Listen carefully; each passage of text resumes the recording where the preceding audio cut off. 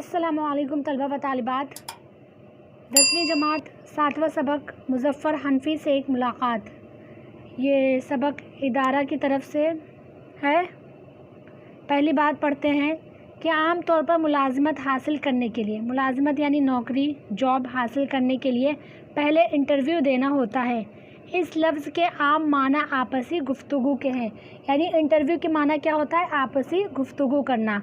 इस किस्म के इंटरव्यू के ज़रिए इदारे और कंपनियां, कंपनी की जमा कंपनियां काबिल अशख़ास का इंतखाब करती हैं, यानी काबिल लोगों का इंतखाब करती हैं, चुनती हैं। ऐसे इंटरव्यू में मुलाज़मत के उम्मीदवार शख्स की आम मालूमात, अहलियत, ज़हनी इस्तेदाद और शख्सियत का अंदाज़ा लगाया जाता है। यानी इस इंटरव्यू के ज़रिए जो जॉब के उम्मीदवार होते हैं, जो जॉब करना चाहते हैं, उनकी आम मालूमात ली जाती है, उनकी ज़हनी इस्तेदाद का टेस्ट किया जाता है और शख्सियत का अंदाज़ा लगाया जाता है। आगे क्या कहते हैं कि इंटरव्यू की एक और किस्म है जिसके ज़रिए किसी अहम शख्स के कारनामों का तारुफ हासिल करने के अलावा उसकी शख्सियत और अंदाज़े फ़िक्र से वाक़फ़ियत हासिल की जाती है। इसका ताल्लुक़ मुलाज़िमत से नहीं होता। इस किस्म के इंटरव्यू से हमें किसी शख्स के ख़यालात, ज़हनी रुझानात और शख्सियत का अंदाज़ा होता है।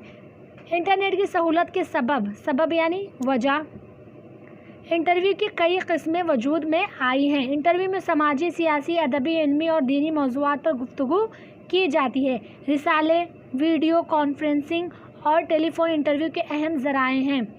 बिलमुशाफ़ा गुफ्तगू, बिलमुशाफ़ा यानी बिल्कुल सामने बैठ के गुफ्तगू के अलावा सवालनामे के ज़रिए भी इंटरव्यू किए जाते हैं। ये क्या लिखा है? सवालनामा। यानी इंटरव्यू के बहुत सारे ज़रिए हैं, रिसाले, वीडियो कॉन्फ्रेंसिंग, टेलीफ़ोन इंटरव्यू के, ये सब क्या हैं? ज़रिया है इंटरव्यू के। और आमने सामने बैठकर जो इंटरव्यू किया जाता है। इसी तरह सवालनामा, आपको एक पेपर दिया जाता है, उसमें क्वेश्चन पूछा जाता है, सवाल रहते हैं, उसके ज़रिए इंटरव्यू लिया जाता है। उसमें आप क्या जवाब लिखते हैं, किस तरह से लिखते हैं, उससे आपकी ज़हनियत, आपकी शख्सियत का अंदाज़ा लगाया जाता है। तो क्या बताना चाहते हैं? इस तरह से इंटरव्यू लेने के बहुत सारे ज़रिए हैं। जान पहचान, मोहम्मद अबुल मुज़फ़्फ़र हनफ़ी 1 अप्रैल सन 1936 को खंडवा मध्य प्रदेश में पैदा हुए। उन्होंने उर्दू में MA और PhD की डिग्रियां हासिल की। LLB भी किया, LLB यानी वकालत की उन्होंने। मुज़फ़्फ़र हनफ़ी शाद आरफ़ी के आखिरी शागिर्द हैं। शाद आरफ़ी कौन है? आप देखेंगे तो आपकी किताब में 4 रुबाइयात दिए हुए हैं। किसके किसके? किशन प्रसाद शाद के यास यगाना चंगेज़ी, शाद आरफ़ी, जमील मजहरी। तो ये शाद आरफ़ी के आखिरी शागिर्द हैं जिनकी रुबाई आपके किताब में दी गई है, हमने उसे पढ़ा भी है। तो आगे क्या है कि 1976 में उनका तकर्रुर जामिया इस्लामिया के शोबे उर्दू में हुआ। फिर सन 1989 में वो कलकत्ता यूनिवर्सिटी में इकबाल चेयर प्रोफेसर और सदर शोबे उर्दू मुकर्रर हुए। जामिया इस्लामिया मिल्लिया कहाँ पर है? दिल्ली में। वो 2001 में वहाँ से सुबुकदोश होकर अदब की तख्लीक में मसरूफ़ हो गए। सुबुकदोश होना, फ़ारिग होना। 80 से ज़्यादा किताबों के मुसन्निफ़, मुरत्तब और मुतरज्जिम मुज़फ़्फ़र हनफ़ी ने उर्दू की मुख्तलिफ़ असनाफ़ में तबा आज़माई की। असनाफ़ ये सिन्फ़ की जमा है। तबा आज़माई यानी क्या होता है? तबीयत आज़माना, ज़हानत का इम्तिहान। तो उन्होंने उसमें भी अपनी तबीयत आज़माई। उन्हें कई एकेडमियों और इदारों से इनामात मिल चुके हैं। पानी की ज़बान, तीखी गज़लें, खुलजा सिमसिम, तो ये नाम आपने बचपन में सुना होगा, खुलजा सिमसिम। तिलिस्मे शख्सियात, नक़द रेज़े, तनक़ीदी अबाद। शाद आरफ़ी जो हैं उनके आखिरी शागिर्द थे ये, तो उनकी शख्सियत पर भी उन्होंने किताब लिखी है, उनकी चंद अहम किताबें। तो खुलजा सिमसिम, ये इसके ऊपर ड्रामा भी, बहुत सारी ड्रामा फिल्में बनी हैं और कहानी की किताबों में भी आपने ये नाम सुना होगा। तो ये सब किसकी लिखी हुई है? मुज़फ़्फ़र हनफ़ी की। आगे पढ़ते हैं। मुलाकाती, उनसे कोई मुलाकात करने आया जो उनसे इंटरव्यू ले रहा था, सवाल कर रहा था, तो वो क्या जवाब देखते हैं, हम देखते हैं। मुलाकाती, अपनी ज़िंदगी के इब्तिदाई हालात से मुताल्लिक़ कुछ बताएं। तो मुज़फ़्फ़र हनफ़ी क्या बताते हैं? मेरा बचपन, लड़कपन और जवानी सभी गुर्बत व इफ़लास और समाजी बेइंसाफ़ियों का मुकाबला करते हुए गुज़रे हैं। मुख्तसरन अर्ज़ है कि मेरा प्राइमरी और मिडिल स्कूल का ज़माना इंतहाई उसरत में बसर हुआ। उसरत यानी तंगी, गरीबी में। वालिद साहब खंडवा में प्राइमरी स्कूल के टीचर थे। वालिदा 3 बेटियों और एक बेटे के साथ आबाई वतन हसवा फ़तेहपुर में रहने पर मुसिर थी। मुसिर थी यानी ضد پر اڑے رہنا. یعنی ان کی امی کہاں رہتی تھیں؟ آبائی وطن ہسوا فتح پور میں، اور ان کے والد پرائمری اسکول کے ٹیچر تھے. کہاں پر؟ کھنڈوا میں. تو اب کھنڈوا سے 10 روپے کا منی آرڈر ہر مہینے آتا تھا. یعنی ان کی امی اپنے دادا کے وطن میں فتح پور میں ان کو اور ان کی 3 بہنوں کو لے کر رہتی تھی، اور وہاں سے کھنڈوا سے ان کے ابو ہر مہینے منی آرڈر یعنی پیسہ ہر مہینے آ جاتا تھا. کتنا؟ 10 روپے، جس میں ہم 5 نفر مہینے بھر تنگی ترشی میں بسر کرتے تھے. 5 نفر یعنی 5 شخص، 5 افراد. اس افلاس کے زمانے میں مڈل اسکول کے امتحان میں بورڈ کی 25 ممتاز طلبہ کی فہرست میں میرا نام بھی تیسرے مقام پر تھا. اس دوران والد صاحب ملازمت سے سبکدوش ہو گئے. میں 1925 میں کانپور چلا گیا، جہاں بہت تکلیفیں جھیل کر 2 برس تک ملازمت کی تلاش میں بھٹکنے اور ناکام رہنے کے بعد بھوپال میں مڈل اسکول ٹیچر کی ملازمت ملی. تقرر دور دراز کے جنگلی اور دلدلی علاقے میں ہوا. متعصب اور تنگ نظر افسروں کی زیادتیوں کے خلاف احتجاجاً 3 برس بعد میں نے استعفیٰ دے دیا. متعصب یعنی تعصب رکھنا، کسی سے نفرت رکھنا، کسی چیز کی وجہ سے حسد کرنا. اور تنگ نظر یعنی چھوٹی سوچ افسر جو تھے وہ زیادتیوں کے خلاف احتجاج کرنا، یعنی ان سے اختلاف تھے، وہ ان کی رائے ان سے اختلاف تھی، نہیں جمتا تھا، تو انہوں نے 3 برس کے بعد استعفیٰ دے دیا. والدین کی خواہش کے مطابق میں نے دوبارہ ملازمت کی. انہوں نے واپس سے ملازمت کرنا شروع کی. پھر وہ کیا کہتے ہیں کہ ان کی شادی ہو گئی. 14 برس تک محکمہ جنگلات 14 برس تک یعنی 14 سال تک انہوں نے محکمہ جنگلات میں کلرک رہ کر. کلرک کیا ہوتا ہے؟ کلرک کے جاب میں کہ چھوٹا موٹا آفس کا کام جو لوگ سنبھالتے ہیں، پیپرز وغیرہ ان کو سنبھالنا ہوتا ہے، رکھنا ہوتا ہے، تو یہ کلرک کا کام ہوتا ہے. رہ کر MA LLB اور PhD کی ڈگریاں حاصل کی. یعنی انہوں نے اتنی ساری پڑھائی 14 سال میں کی، وہ بھی کلرک جو ساتھ میں جاب بھی کرتے تھے. قلیل تنخواہ میں والدین اور بہنوں کی کفالت کے ساتھ اپنے بیوی بچوں کی پرورش کے لیے خاصے پاپڑ بیلنے پڑے. پاپڑ بیلنا یہ بہت مشکل اٹھانی پڑی. پھر ملاقاتی کیا سوال کرتا ہے، آگے دیکھتے ہیں ان سے کیا کہتا ہے ملاقاتی جو ان کا انٹرویو لے رہا ہے کہ آپ نے رسائل کے لیے کب لکھنا شروع کیا؟ آپ کی ابتدائی تخلیقات کہاں شائع ہوئیں؟ مظفر حنفی: کہانیاں اور داستانیں پڑھنے کا میرا شوق لڑکپن ہی میں جنون کی حد تک پہنچ گیا تھا. 13 برس کی عمر میں عین امتحان کے زمانے میں یعنی مین امتحان کے ٹائم پہ والد مرحوم نے طلسم ہوش ربا پڑھتے ہوئے مجھے پکڑ لیا. طلسم ہوش ربا آپ دیکھیں گے تو ایک بہت ہی لمبی داستان ہے، کتاب ہے، داستان ہے جو نا ہزاروں صفحات پر مشتمل ہے. جیسے آپ دیکھیں گے کہ الادین کہانی آپ نے پڑھا ہے، سندھ باز پڑھا ہے، تو یہ سب کہانی کہاں سے لی گئی ہے؟ الف لیلا سے لی گئی ہے. عربی کی مشہور داستان میں سے لی گئی ہے جو الف لیلا ہے. اسی طرح طلسم ہوش ربا بھی بہت بڑی داستان ہے، وہ ہزاروں صفحات پر مشتمل ہے. اضافی معلومات میں مکمل یہ پورا دیا ہوا ہے، آپ پڑھیں گے تو سمجھ میں آ جائے گا یہ کیا ہے. تو ان کے والد نے انہیں یہ پڑھتے ہوئے پکڑ لیا. خاصی سرزنش کی یعنی سزا دی، اور یہ بھی کہا کہ ایسا ہی شوق ہے تو پڑھ لکھ کر اس لائق بنو کہ تمہاری تحریریں دوسرے پڑھیں. چنانچہ اسی وقت سے چل میرے خامے بسم اللہ. دہلی سے بچوں کا رسالہ کھلونا نیا جاری ہوا تھا. بچوں کے لیے میرے تحریر کردہ لطیفے، کہانیاں، نظمیں اسی پرچے میں چھپیں.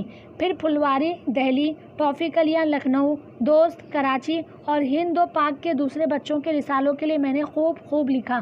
مقام شکر ہے کہ حکومت ہند کی مطبوعہ درسی کتابوں سے لے کر دیگر کئی ریاستوں کی درسی کتابوں میں میری تخلیقات شامل ہیں. میں اب بھی بچوں کے لیے نظمیں وغیرہ لکھتا رہتا ہوں. پھر جو انٹرویو لینے آیا ملاقاتی وہ کیا کہتا ہے؟ بچوں کے ادب میں کون سی خصوصیات ضروری ہیں؟ تو مظفر حنفی کیا جواب دیتے ہیں؟ ہم اپنے بچوں کو جادوگروں، پریوں اور آسیب یعنی وہی جادو کی ایک قسم ہے، آسیبوں کی کہانیاں بہت سنا چکی ہیں. آج کے بچوں میں بھی کچھ یقیناً ایسے ہوں گے جنہیں جادوئی کہانیاں پسند ہوگی. ہندوستان کی تقریباً ہر زبان میں ایسی تخلیقات پہلے ہی سے موجود ہیں. یعنی ہندوستان کی ہر زبان میں اس طرح کی تخلیقات، پری، جادوگر، آسیب کی کہانیاں، بھوت چڑیل کی کہانیاں لکھی گئی ہیں، تخلیق کی گئی ہیں. آج بچوں کو ادب تخلیق کرنے والوں کو اپنے موضوعات اپنے آس پاس کی زندگی کے مختلف گوشوں سے منتخب کرنے ہوں گے، جن میں میرے بیان کردہ مسائل یا ان سے ملتے جلتے ہزاروں دوسرے مسائل شامل ہیں. میں نہیں سمجھتا کہ موجودہ ہندوستان کا بچہ جو پچھلی صدی کے بچوں سے کہیں زیادہ ذہین اور باشعور ہے، اس کوہ قاف اور طلسماتی کہانیوں سے ہی دلچسپی رکھتا ہو. کوہ قاف یعنی کیا ہوتا ہے؟ کوہ یعنی پہاڑ، جیسے کوہ طور آپ نے سنا ہے. اسی طرح کوہ قاف کیا ہے؟ ایک پہاڑ جو ایشیائے کوچک کے شمال میں واقع ہے. یعنی اتنا پہاڑ کا دشوار، مشکل اور سنسان راستہ جہاں سے آدمی نہ گزر سکتا ہو اور طلسماتی کہانیوں سے ہی دلچسپی رکھتا ہو۔ یعنی یہ کیا کہنا چاہتے ہیں کہ پہلے جو پرانے زمانے کے بچے تھے وہ پریوں، بھوت پریت کی کہانیوں، جادوگر کی کہانیوں میں زیادہ دلچسپی رکھتے تھے، لیکن آج کل کے بچے جو ہیں بہت زیادہ ہوشیار ہیں، وہ صرف انہی چیزوں سے دلچسپی نہیں رکھتے۔ پھر آگے دیکھتے ہیں ملاقاتی، انٹرویو لینے والا جو تھا ملاقاتی، وہ کیا کہتا ہے کہ اگر ایسا ہے تو آپ کے خیال میں آج کل کے بچوں کے لیے کس قسم کے موضوعات پر بچوں کا ادب لکھنا چاہیے؟ مظفر حنفی کیا کہتے ہیں؟ گزشتہ برسوں میں راکیش شرما کی خلائی مہم میں بچوں نے جس گہری دلچسپی کا مظاہرہ کیا وہی میرے خیال کا منہ بولتا جواب ہے۔ یعنی میرا بھی وہی خیال ہے کہ آج بچے مصنوعی سیاروں، روبوٹ، کمپیوٹر اور پنڈبیوں کو ہی وہی درجہ دیتے ہیں جو کل ماضی میں دیووں اور پریوں کو حاصل تھا۔ آج کے بچے کا کوہ قاف خلا ہے۔ یعنی کل کے بچوں کا، پرانے زمانے کے بچوں کا کوہ قاف کیا تھا؟ سنسان جگہ، دشوار راستے اور مطلب کہانی، پریوں کی کہانی، یہ سب تھا۔ لیکن آج کے بچوں کا کوہ قاف جو ہے وہ خلا ہے، اسپیس میں جانا، اسپیس کی جانکاری، آسمان، ستاروں، ان ساری چیزوں میں ان کا زیادہ دلچسپی ہے۔ اور پرستان انٹارکٹیکا ہے۔ پرستان یعنی کیا ہوتا ہے؟ پریوں کے رہنے کی جگہ۔ یعنی جو پہلے کے لوگ تھے وہ پریوں کے کہانی میں زیادہ دلچسپی لیتے تھے بچے، لیکن آج کے بچے جو ہیں وہ انٹارکٹیکا میں کیا ہے، جو برفیلا علاقہ ہے پورا، تو آج کے بچے کیا ہے اس طرح کی چیزوں میں دلچسپی لیتے ہیں، روبوٹ، کمپیوٹر، پنڈبیاں، انٹارکٹیکا، خلا، اسپیس، ان ساری چیزوں میں۔ کوئی بھی موضوع خواہ وہ سماجی برائیوں سے تعلق رکھتا ہو یا کوہ پیمائی سے، وہ سائنسی مہم ہو یا جنگ جوئی، بذات خود دلچسپ نہیں ہوا کرتا، اسے دلچسپ بناتا ہے ہمارا برتاؤ اور سلیقہ۔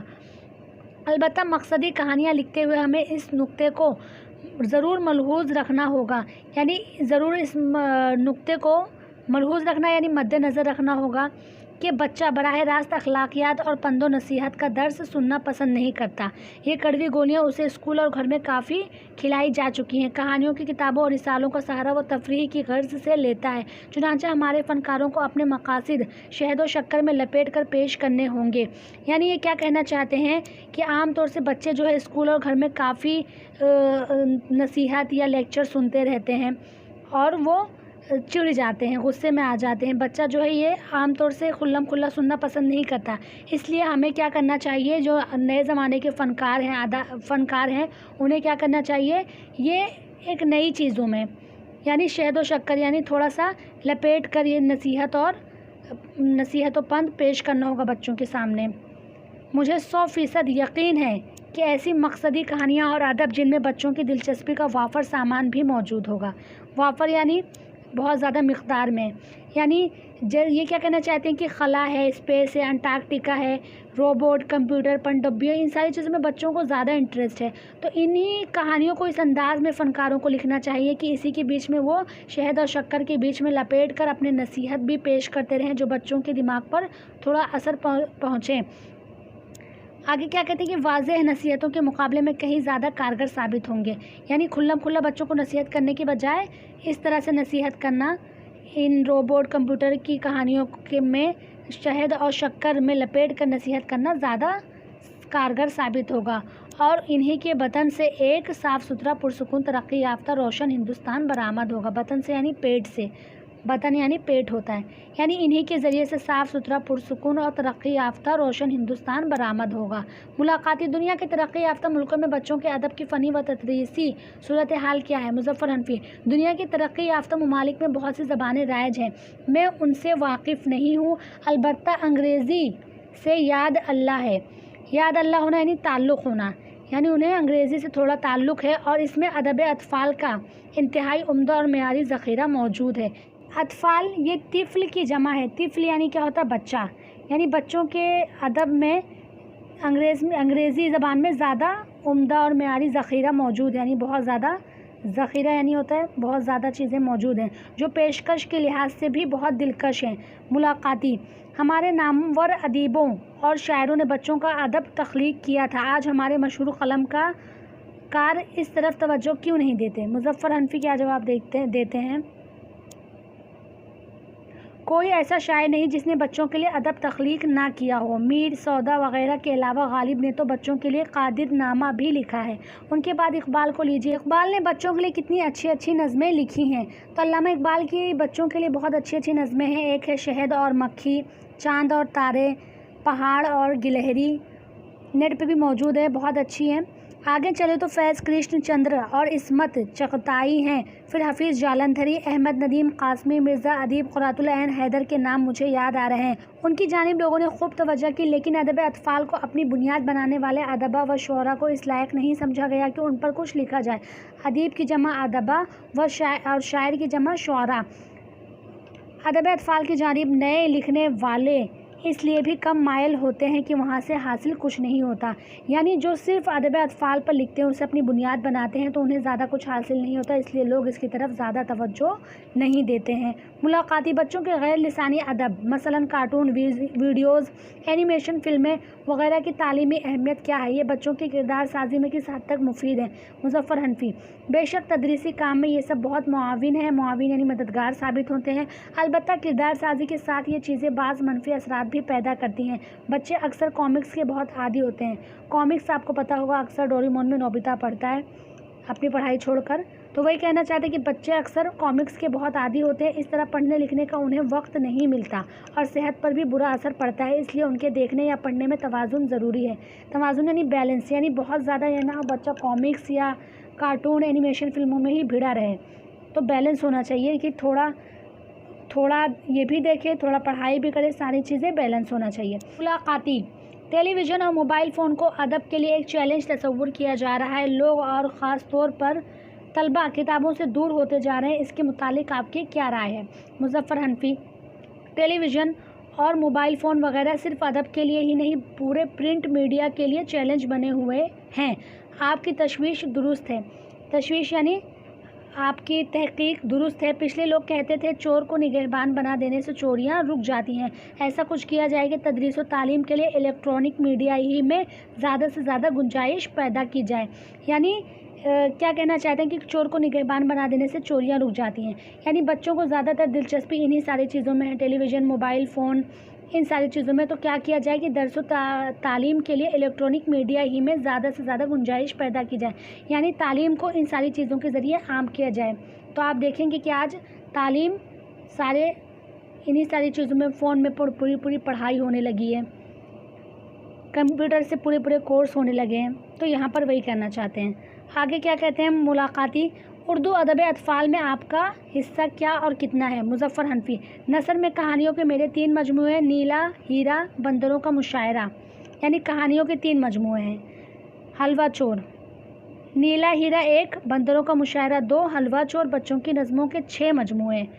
کھیل کھیل میں نرسری کے گیت، چٹکارے مزیدار نظمیں بچوں کے لیے، بول میری مینا شائع ہو چکے ہیں، یعنی کہانیوں میں ان کے 3 مجموعے ہیں اور نظموں کے 6 مجموعے ہیں۔ ملاقاتی: بچوں کے ادب کی ترقی کے لیے کون سے اقدامات ضروری ہیں؟